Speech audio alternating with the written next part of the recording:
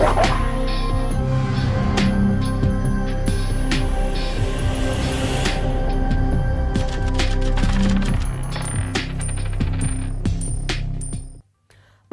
வரி, காப்பீடு, mutual fund என பல்வேறு நிதி சேவைகள் தொடர்பாக நேயர்களின் சந்தேகத்திற்கு விளக்கம் அளிப்பதே இந்த பகுதி. இதில் நேயர்களின் கேள்விகள் மற்றும் சந்தேகங்களுக்கு நிபுணர்கள் பதில் தருகிறார்கள். இதில் நேயர் ஒருவரின் கேள்விக்கு பதிலளிக்கிறார் தணிக்கையாளரான திரு சத்யகுமார்.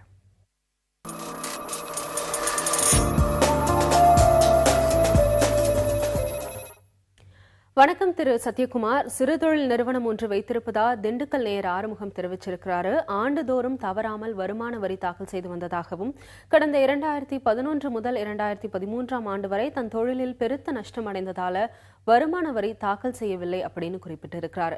இந்த ஆண்டு தன் நிறுவனத்திற்கு ஆர்டர் பல கிடைத்திருக்கிறதாகவும் அவர் தெரிவிச்சிருக்கிறார்.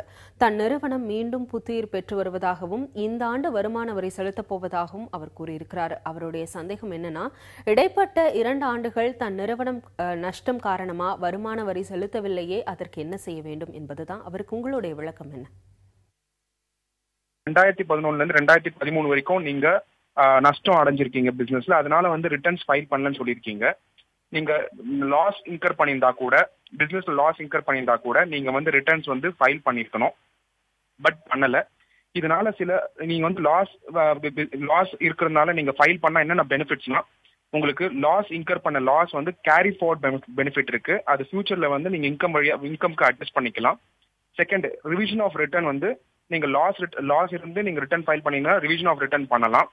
அதுக்கப்புறம் eligibility for interest on tax refund 1st April of the assessment இயர்லேருந்தே அப்ளை ஆகும். நீங்கள் ரிட்டர்ன்ஸ் ஃபைல் பண்ணா என்னென்ன ஆகும்னா, உங்க லாஸ் கேரி ஃபார்வர்ட் பண்ண முடியாது. அது ஃபியூச்சர் இன்கம்ல நீங்க அட்ஜஸ்ட் பண்ண முடியாது.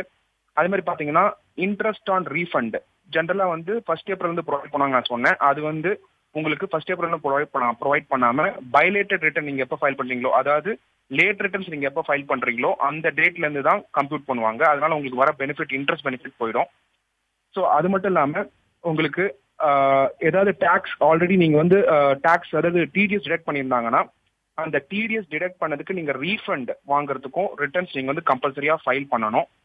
ஸோ இப்போ பார்த்தீங்கன்னா நீங்க என்ன ரிக்வஸ்ட் இருக்குன்னா, உங்களுக்கு ஆல்ரெடி டைம் டேட் முடிஞ்சதுனால இனிமேல் ரிட்டர்ன்ஸ் அந்த இயருக்கு நீங்க ஃபைல் பண்ணாலும் அது இன்வேலிட் ரிட்டர்னாக தான் இருக்கும். கோயிங் ஃபார்வர்ட் நீங்க எந்த வருஷம் நீங்க லாஸ் இன்கர் பண்ணாலும் சரி, நீங்க இன்கம் ஏர்ன் பண்ணாலும் சரி, நீங்க return of income as per income tax due date குள்ள ஃபைல் பண்றது நல்லது.